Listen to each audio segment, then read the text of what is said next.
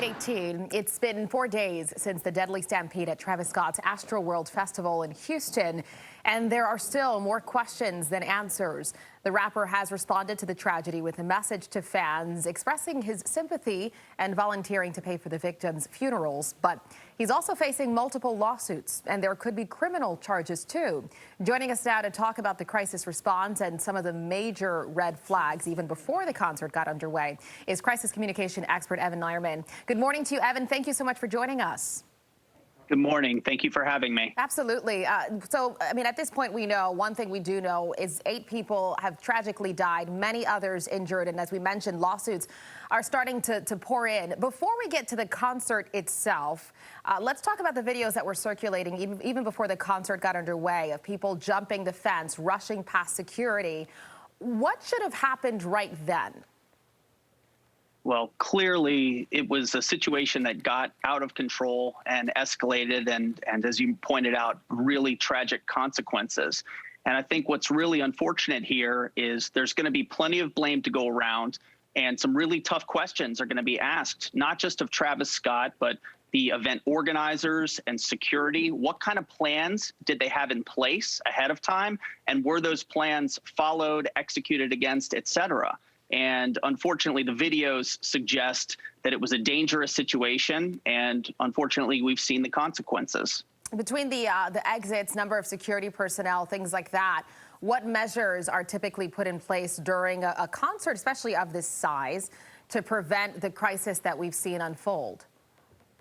Well, hopefully, what the organizers of this event are showing future organizers and also the artists themselves is that there has to be a stopgap measure, an emergency, break glass in case of emergency, where you've got an ability to get to the concert organizer, the director, who's in a position next to the artist on stage to pull the plug and to call a timeout in the case of a life or death emergency. And it seems clear that there was a lack of communication between what was going on out in the crowd and getting that message to the people on stage so they could stop the concert and ensure that the crowd was able to part and let the first responders get to the people who are in dire need. Yeah, to that point, I know obviously we've seen videos of the concert goers yelling at Travis Scott to stop the concert. You can maybe try to give him the benefit of the doubt and say he couldn't hear them. It's hard to distinguish what exactly they're saying. But there is video of a woman who goes up to a cameraman on stage and yells at him multiple times, "People are dying."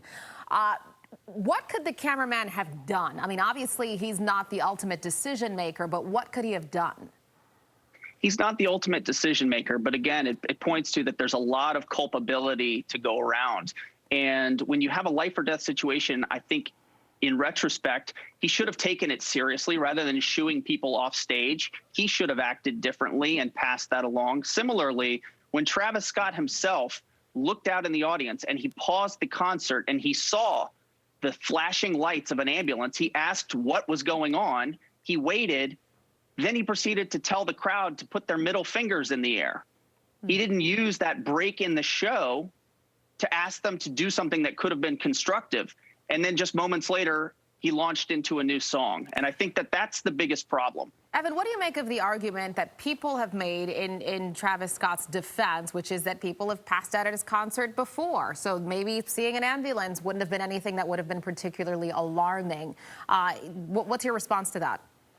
Well, it should be alarming. And the fact that he's pled guilty twice before to inciting reckless behavior and encouraging people to jump barricades and act rowdy.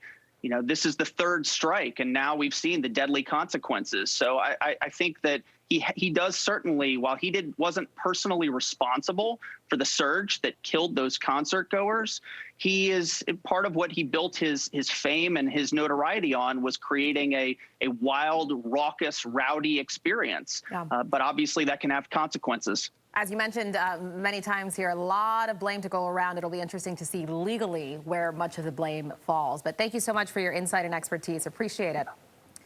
Thank you. Crisis communication expert Evan Nierman, thank you for joining us. All right.